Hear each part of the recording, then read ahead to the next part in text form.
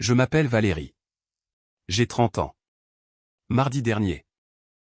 J'étais assise derrière mon bureau à l'hôpital et j'ai regardé l'écran de mon téléphone clignoter. Sans relâche. En une seule heure. J'ai reçu 137 appels manqués et messages vocaux de la famille qui m'avaient effacé de sa vie. Il y a 14 ans. J'ai été mise à la porte de chez moi à l'âge de 16 ans avec exactement $2 en poche et 2 simples vêtements légers sur le dos. À l'époque, ils ont raconté à tout le monde dans notre quartier que j'étais malade mental.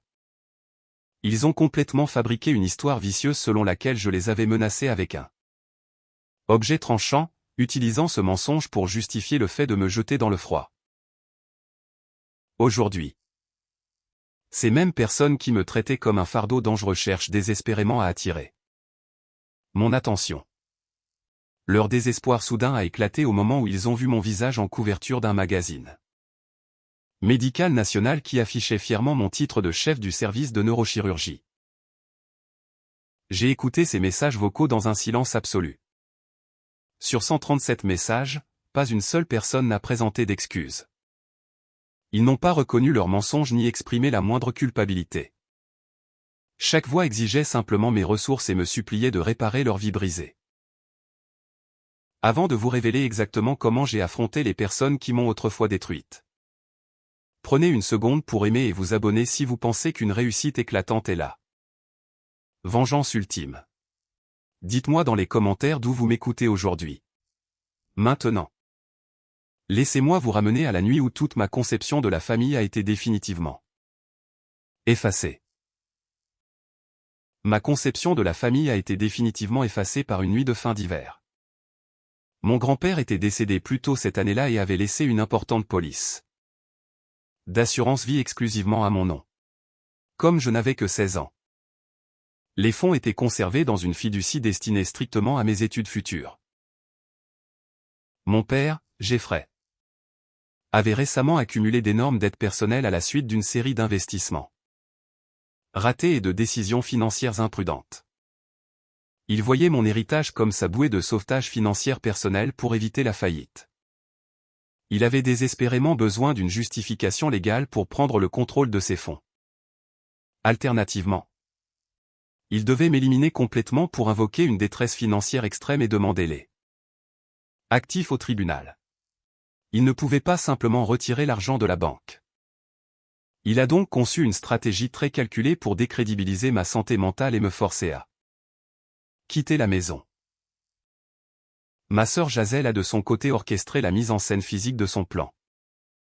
Je me tenais près de l'évier pour laver la vaisselle après le dîner lorsqu'elle est entrée dans la cuisine en tenant un lourd verre à eau.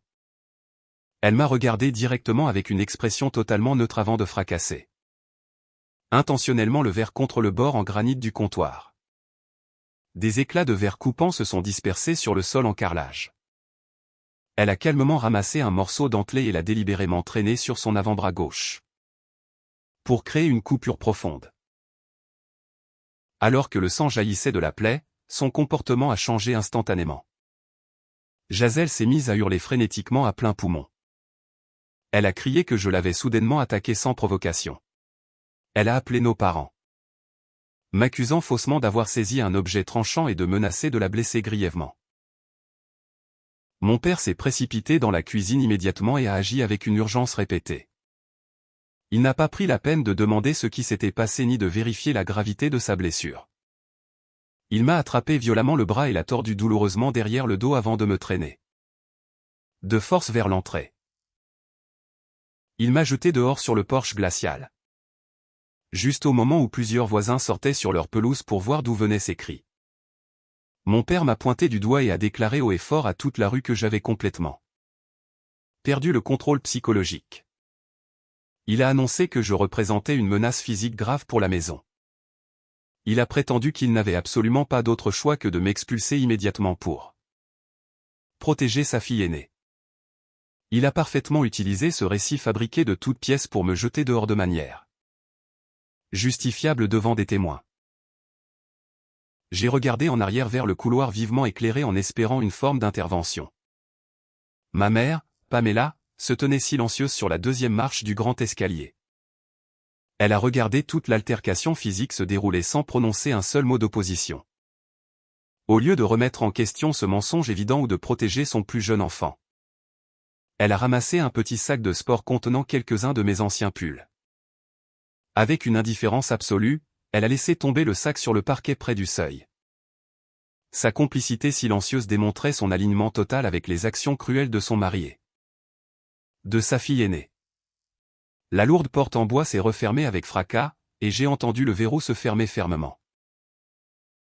Je me suis retrouvé sur le porche en béton avec exactement $2 dans la poche de mon manteau. J'ai ramassé le sac et j'ai commencé à marcher le long de la sombre autoroute. Le vent d'hiver traversait mes vêtements légers, mais je refusais absolument de m'arrêter. Je savais que rester dehors me condamnerait à mourir congelé avant le lever du soleil. J'ai maintenu un pas régulier et déterminé pendant près de 5 kilomètres. Décidant de frapper à la porte d'un foyer local pour jeunes plutôt que de m'effondrer dans la rue. Les 4 années implacables qui ont suivi cette nuit-là sont devenues une succession d'épreuves. Physiques éprouvantes pour maintenir ma vie à flot et poursuivre mes études. J'ai immédiatement trouvé un poste de nuit dans une grande blanchisserie industrielle située en périphérie de la ville. Ma responsabilité principale consistait à rester debout sur un sol en béton pendant 8 heures à trier de lourdes charges de linge hospitalier sale.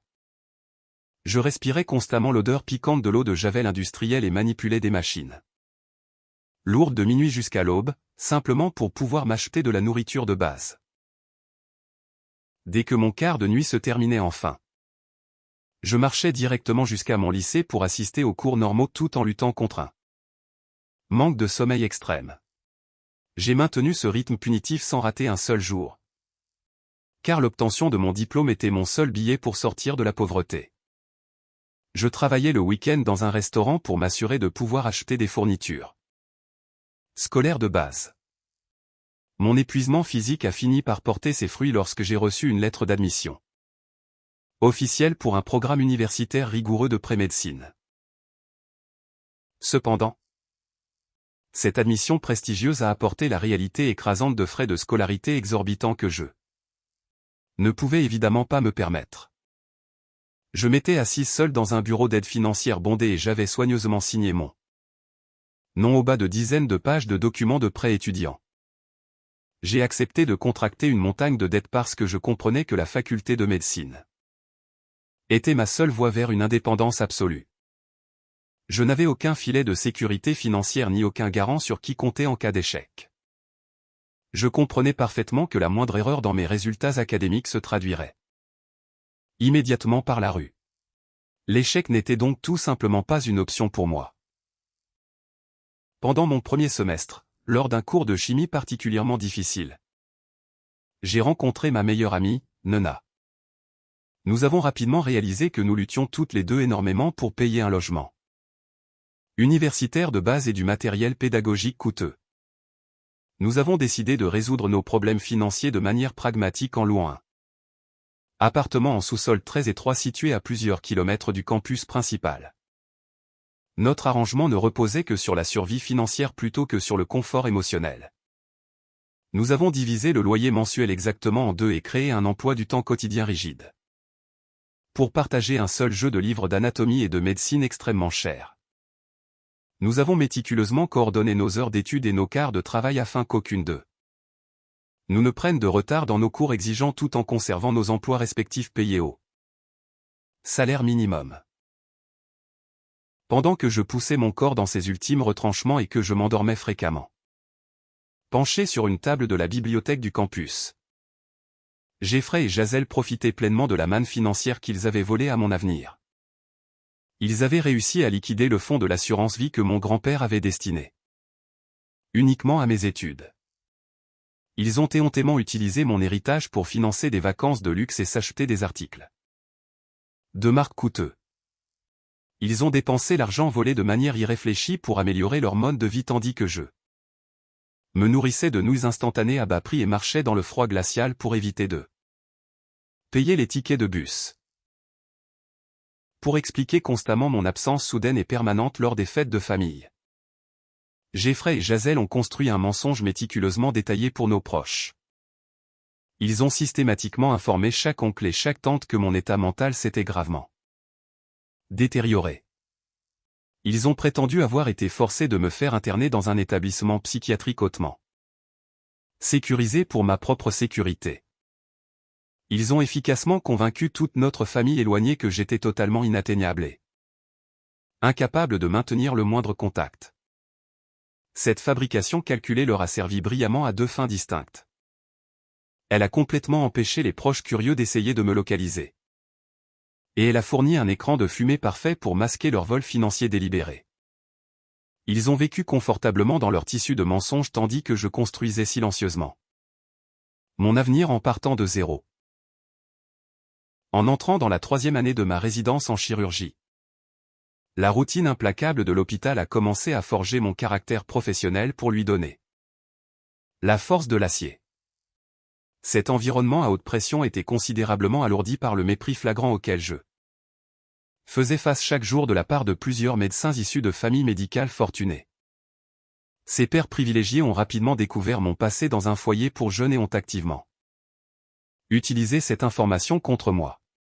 Ils manipulaient constamment les emplois du temps du service, me surchargeant intentionnellement des gardes de nuit les plus indésirables et des roulements du week-end les plus punitifs. Ils supposaient qu'une résidente sans famille puissante derrière elle finirait par céder sous la fatigue physique. Au lieu de me plaindre, j'ai utilisé leur hostilité comme un carburant pour affiner ma pratique clinique et travailler plus dur que chacun d'entre eux. Mon éthique de travail implacable a fini par attirer l'attention de mon mentor, le docteur Lorna. Lors d'une procédure extrêmement complexe pour retirer une tumeur cérébrale profondément enfouie, elle a soigneusement observé ma technique depuis l'autre côté de la table d'opération. Elle a remarqué la stabilité absolue de mes mains et ma capacité précise à naviguer dans des structures neurovasculaires fragiles sous une pression extrême. Reconnaissant un niveau de talent chirurgical pur qui ne s'apprend pas, elle a pris une décision sans précédent en passant outre la hiérarchie standard de l'hôpital. Le docteur Lorna a enfreint les protocoles établis depuis longtemps en m'élevant officiellement au sein de l'équipe chirurgicale principale. Passant outre plusieurs résidents seniors qui possédaient des noms de famille prestigieux mais manquaient de précision technique. Sa décision m'a offert la plateforme dont j'avais désespérément besoin. J'ai prouvé la validité de son choix controversé quelques semaines plus tard lorsqu'un grave accident de la route a submergé notre centre de traumatologie. Le neurochirurgien titulaire désigné était bloqué dans les embouteillages et ne pouvait pas atteindre l'hôpital à temps pour traiter un cas de traumatisme crânien catastrophique. Face au patient qui se détériorait rapidement en raison d'une pression intracrânienne sévère, je suis immédiatement intervenu et j'ai pris le commandement total de la salle d'opération. J'ai effectué une craniotomie d'urgence impeccable, retirant le volet osseux et évacuant l'hématome avec une efficacité calculée. J'ai complètement stabilisé le patient juste au moment où les chirurgiens seniors franchissaient enfin les portes. Mon action décisive sous une pression mortelle a prouvé définitivement que je possédais le jugement clinique rare requis pour diriger de manière indépendante des interventions chirurgicales complexes. Malgré cette victoire majeure, la brutalité de la neurochirurgie m'a asséné un coup dévastateur lorsque j'ai perdu mon tout premier patient à la suite d'une grave complication post-opératoire. Cette perte soudaine a complètement brisé ma confiance professionnelle, me laissant assise sur le sol du couloir de l'hôpital à remettre en question toute ma carrière médicale. Nona a immédiatement quitté son travail et s'est précipitée à l'hôpital pour s'asseoir à mes côtés, dans ce couloir stérile pendant toute la nuit. Elle m'a apporté le seul soutien émotionnel dont j'ai jamais eu réellement besoin, me rappelant fermement la détermination farouche qui m'avait sorti de la pauvreté. Elle a recentré ma perspective, insistant sur le fait que la douleur intense que je ressentais était précisément ce qui ferait de moi une chirurgienne compatissante et tenace à l'avenir. J'ai canalisé ce profond chagrin directement dans ma préparation académique, étudiant sans relâche pour mes examens de certification du Conseil de chirurgie.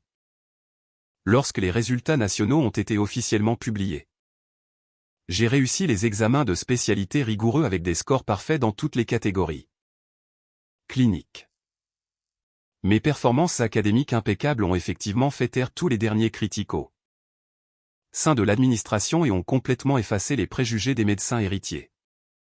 J'ai officiellement sécurisé mon poste permanent au sein du service, passant du statut de résidente sous-estimée à celui de spécialiste hautement respecté. Je me suis bâti une réputation intouchable fondée entièrement sur des résultats chirurgicaux indiscutables et un mérite pur, garantissant définitivement mon avenir professionnel sans devoir la moindre faveur à quiconque. 14 ans après la nuit exacte où j'avais été chassé de chez moi, j'ai officiellement atteint le pouvoir absolu et le statut professionnel que mon ancienne famille ne pourrait jamais espérer toucher. À la suite d'une vaste recherche à l'échelle nationale, le conseil d'administration du Central Medical Institute de Kansas City m'a nommé à l'unanimité au poste très convoité de chef du service de neurochirurgie. Cette promotion historique faisait de moi la première autorité sur un immense service médical et me donnait le contrôle total d'un budget de fonctionnement de plusieurs millions de dollars. Peu après ma nomination officielle, un prestigieux magazine médical national m'a choisi comme figure centrale de la couverture de sa publication annuelle sur le leadership. L'article détaillé mettait spécifiquement en lumière mes techniques chirurgicales novatrices dans la résection de tumeurs complexes qui avaient considérablement amélioré le taux de survie des patients. De plus, le reportage soulignait ma transition rapide vers le sommet des revenus de la profession, détaillant explicitement les packages de rémunération lucratifs associés à mon expertise chirurgicale de pointe. Mon visage, mes diplômes médicaux et la preuve irréfutable de mon immense succès financier étaient affichés en grand sur des milliers de pages glacées distribuées dans les cliniques et hôpitaux du pays tout entier. Cette large publication a fini par combler la distance géographique immense entre ma réalité actuelle et les personnes toxiques que j'avais délibérément laissées derrière moi.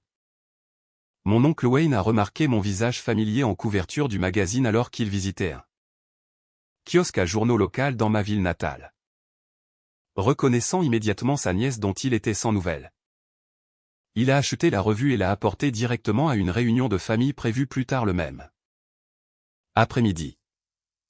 Sans anticiper pleinement la réaction chaotique que son geste allait inévitablement déclencher, il a posé négligemment le magazine en plein centre de la grande table de la salle à manger chez Jeffrey. La photo haute résolution où j'apparaissais dans ma blouse blanche brodée se trouvait directement devant les personnes mêmes qui avaient malicieusement tenté de détruire mon avenir. Jeffrey et Gisèle se sont immédiatement emparés de la publication et ont fixé la couverture glacée avec une incrédulité totale. Ils ont lu mon titre médical officiel à haute voix tout en réalisant en silence l'indéniable vérité de mon prestige social et de mes ressources financières massives. Ils sont restés assis là à contempler le succès incontestable de l'enfant même qu'ils avaient autrefois publiquement qualifié de folle, dangereuse et instable. Ils ont feuilleté agressivement les pages pour lire l'intégralité de l'interview, analysant chaque détail de mon mode de vie confortable et de mon autorité institutionnelle.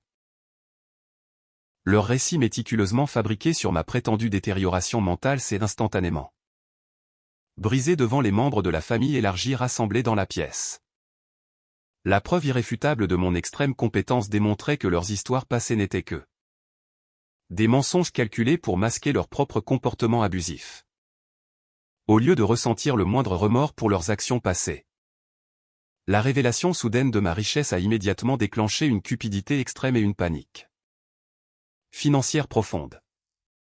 Réalisant que je possédais désormais les ressources exactes dont ils avaient désespérément besoin pour résoudre leurs propres échecs, Jeffrey et Gisèle se sont immédiatement précipités pour trouver mes coordonnées directes. Ils ont fouillé divers annuaires hospitaliers, portails de direction et réseaux professionnels jusqu'à réussir à contourner le standard de l'hôpital pour obtenir la ligne directe de mon bureau. Dès qu'ils ont obtenu mon numéro privé, ils ont lancé un bombardement incessant de messages qui a interrompu mon après-midi paisible. Ils ont composé mon numéro à plusieurs reprises et sans pause, créant ce flux chaotique de 137 appels manqués et messages vocaux qui clignotaient rapidement sur mon écran. Leur tentative désespérée pour établir un contact immédiat était uniquement motivée par leur Propres besoins égoïstes. Prouvant que leur intérêt soudain pour ma vie était strictement financier et non le désir d'une réconciliation familiale. Exactement 3 jours après la parution du magazine. La triste vérité qui se cachait derrière leurs appels désespérés a été complètement démasquée. Assise dans le calme de mon bureau, j'ai analysé méthodiquement la prodigieuse hypocrisie de leurs enregistrements. Jazel utilisait une pitoyable technique de comédie, sanglotant de façon dramatique dans le combiné tout en répétant de grands clichés sur le lien incassable du sang. Elle omettait totalement la moindre référence aux cicatrices profondes qu'elle m'avait intentionnellement infligées par le passé. Jeffrey conservait son ton exaspérant et arrogant malgré son désespoir évident. Il utilisait une voix condescendante et autoritaire, exigeant une rencontre en face à face comme s'il exerçait encore une autorité parentale sur mon emploi du temps. J'ai archivé chaque fichier audio comme une preuve documentée, réalisant parfaitement qu'aucun d'entre eux n'offrait la moindre excuse sincère pour avoir détruit mon adolescence. Mon profond dégoût a rapidement fait place à une clarté totale lorsque l'oncle Wayne a secrètement contourné sa famille pour appeler directement mon bureau plus tard dans la soirée. Contrairement aux autres, il ne m'a pas demandé d'argent et n'a pas essayé de manipuler mes émotions. À la place, il m'a fourni un résumé détaillé de la catastrophe financière qui venait de ravager leur foyer. Il a exposé méthodiquement les conséquences graves auxquelles ils faisaient face, prouvant définitivement que leur intérêt soudain pour ma réussite professionnelle était motivé exclusivement par leurs urgences juridiques plutôt que par un désir sincère de réconciliation. Wayne m'a expliqué que l'entreprise commerciale indépendante que Jeffrey dirigeait depuis plus d'une décennie avait déposé le bilan après des années de mauvaise gestion financière. Jeffrey avait systématiquement vidé ses comptes d'entreprise pour maintenir un train de vie luxueux, épuisant toutes les lignes de crédit disponibles. Par conséquent, son créancier hypothécaire principal avait officiellement gelé tous ses actifs liquides restants et finalisé les démarches légales pour saisir sa résidence principale. Il était littéralement à quelques semaines d'être expulsé par les forces de l'ordre de la maison, même dont il m'avait chassé violemment des années plus tôt. La situation de ma sœur était nettement plus grave et comportait des implications pénales immédiates. Jazel était actuellement la cible principale d'une enquête criminelle concernant une vaste escroquerie à la carte de crédit. Elle faisait face à d'indéniables accusations criminelles entraînant des peines de prison ferme. Elle avait désespérément besoin d'une citoyenne éminente au prestige social sans tache, au casier judiciaire vierge et aux ressources financières massives pour agir comme garante légale lors de ses prochaines audiences de libération sous caution. Elle croyait naïvement que mon titre médical nouvellement médiatisé pourrait lui servir de bouclier juridique ultime pour lui éviter la prison. Avant de raccrocher brusquement, l'oncle Wayne m'a adressé un dernier avertissement crucial concernant leur stratégie immédiate. Il a révélé que Jeffrey avait acheté des billets hors de prix au marché noir pour s'infiltrer dans le gala anniversaire de la communauté médicale à Kansas City. Jeffrey prévoyait de m'aborder directement à l'intérieur de la salle, comptant utiliser la présence massive de professionnels de santé de renom et de médias locaux pour me coincer publiquement. Il calculait que je céderais en silence à leurs exigences financières et que je signerais les documents nécessaires plutôt que de risquer un scandale public qui pourrait ruiner ma réputation immaculée. Il sous-estimait cruellement ma détermination absolue à défendre mon territoire. Ce samedi soir-là, la grande salle de banquet du Central Medical Institute de Kansas City s'est transformée en l'endroit exact où leurs attentes délirantes ont été définitivement brisées. Profitant du flux chaotique des invités qui arrivaient et des riches donateurs du secteur médical, Jeffrey, Pamela et Jazel ont réussi à s'infiltrer à travers les contrôles de sécurité principaux près d'eux. L'entrée. Ils ont navigué de manière agressive à travers la foule d'invités en tenue de soirée, ignorant complètement le plan de table et les consignes du personnel. Ils ont marché directement vers ma table VIP située tout à l'avant de la pièce, exécutant leur embuscade au moment même où je me préparais à me lever pour rejoindre le pupitre principal pour mon discours d'ouverture. avant même que je ne puisse me lever complètement. Jeffrey s'est avancé à travers la nappe blanche et m'a agrippé le poignet droit avec une prise violente et douloureuse. Il a délibérément porté sa voix à travers la salle soudainement silencieuse. Se présentant haut et fort comme mon père aimant et fier devant les professionnels de santé les plus éminents et les membres du conseil d'administration de l'hôpital. Tout en maintenant sa prise douloureuse sur mon bras.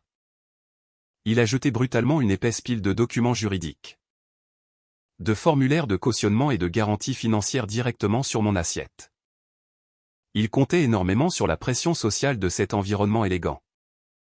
Calculant que la présence écrasante de mes collègues estimés et des reporters des médias nationaux me forcerait à signer les papiers de sauvetage simplement pour éviter un embarras public catastrophique.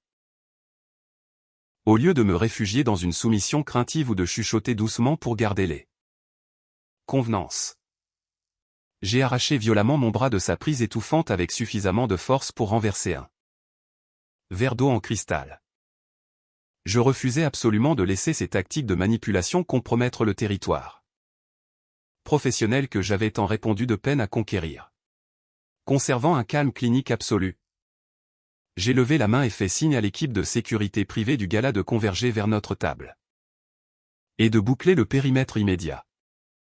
J'ai délibérément choisi d'escalader la confrontation et d'exposer leur tentative d'extorsion au grand jour plutôt que de céder silencieusement à ces exigences juste pour préserver une paix superficielle. Voyant la tactique d'intimidation principale de son père échouer lamentablement, Jazel a immédiatement eu recours à sa comédie théâtrale habituelle pour influencer l'auditoire. Elle s'est effondrée dramatiquement contre une chaise vide et s'est mise à hurler de manière hystérique, se tenant le visage pour simuler des sanglots incontrôlables. Elle a crié à l'adresse des dirigeants médicaux qui nous entouraient, me qualifiant de monstre ingrat et sans cœur qui possédait une richesse immense mais refusait méchamment de sauver sa propre famille de la ruine financière et judiciaire. Elle essayait désespérément de jouer sur l'empathie naturelle des médecins présents, s'efforçant de se faire passer pour une victime impuissante souffrant de ma soi-disant cruauté. Ignorant complètement sa pitoyable prestation, je suis monté avec assurance sur la scène principale et j'ai saisi fermement le micro. J'ai exigé l'attention absolue de la salle sous le choc et j'ai clairement exposé l'indéniable vérité sur l'incident du verre brisé survenu 14 ans plus tôt. J'ai méthodiquement révélé comment Jazel s'était intentionnellement entaillé l'avant-bras et comment Jeffrey avait utilisé cette blessure auto-infligée pour me jeter légalement dans les rues glaciales. Regardant directement la foule silencieuse, j'ai officiellement déclaré: les trois intrus qui se tiennent près de ma table ne sont que des inconnus biologiques et je ne reconnais aucun membre dans ma famille. J'ai ensuite tourné mon attention vers le personnel de sécurité qui s'avançait et leur ai explicitement ordonné d'expulser physiquement les intrus du bâtiment et de les remettre aux forces de l'ordre local. Exactement un mois après cette confrontation chaotique dans la salle de banquet de Kansas City, le système judiciaire a achevé son travail avec une précision absolue. Le tribunal fédéral des faillites a officiellement approuvé la liquidation complète de l'entreprise de Jeffrey et ses dossiers d'insolvabilité personnelle sans lui accorder la moindre indulgence financière. Parce que j'avais catégoriquement refusé d'intervenir pour couvrir ses dettes colossales. Sa banque principale a rapidement exécuté la saisie définitive de sa propriété. Les shérifs du comté sont arrivés pour l'expulser physiquement des lieux, confisquant définitivement les derniers biens de luxe qu'il avait achetés à l'origine en utilisant mon héritage volé. Dépouillé de sa richesse et de son statut social préfabriqué, il a été contraint de déménager définitivement dans un motel délabré et infesté de vermine situé à l'extrême périphérie industrielle de sa ville natale, passant ses journées à esquiver des collecteurs de dettes furieux. Simultanément, Jazel a fait face aux conséquences dévastatrices de ses fraudes à la carte de crédit sans le moindre bouclier juridique pour la protéger. Lors de son audience de condamnation très médiatisée, son avocat de la défense a supplié mon bureau une toute dernière fois, me demandant de soumettre une lettre de recommandation pour obtenir une peine réduite. J'ai rejeté catégoriquement leur demande désespérée et j'ai explicitement refusé de verser la Moindre caution pour elle. Sans ma réputation médicale irréprochable pour garantir faussement son intégrité. Le juge a rendu un verdict sévère la condamnant à purger une peine de plusieurs années de prison ferme dans un établissement pénitentiaire d'État hautement sécurisé. Pamela a finalement payé le prix fort pour une vie entière passée à cautionner silencieusement leur comportement malveillant. Avec son mari ruiné financièrement et sa fille aînée derrière les barreaux, elle s'est soudainement retrouvée entièrement abandonnée et totalement incapable de maintenir son ancien niveau de vie confortable. Elle a fini par vivre dans un isolement absolu au sein d'un logement social étroit, dépendant entièrement des bons d'alimentation du gouvernement fédéral et de faibles prestations sociales pour subvenir à ses besoins quotidiens. Sa complicité passive dans les abus que j'avais subis a directement mené à un avenir sombre défini strictement par une pauvreté chronique et une profonde solitude. À l'inverse, je passe désormais mes soirées paisibles à profiter de la sérénité que j'ai méticuleusement construite dans mon propre appartement en ville. Je suis constamment entouré d'un réseau bienveillant de confrères chirurgiens brillants qui respectent profondément mon intégrité professionnelle au lieu d'exploiter mes ressources financières. De plus, je partage fièrement ma table chaque dimanche soir avec le docteur Lorna, la remarquable mentor qui a su reconnaître mon potentiel brut et développer mon talent lorsque je n'avais absolument rien.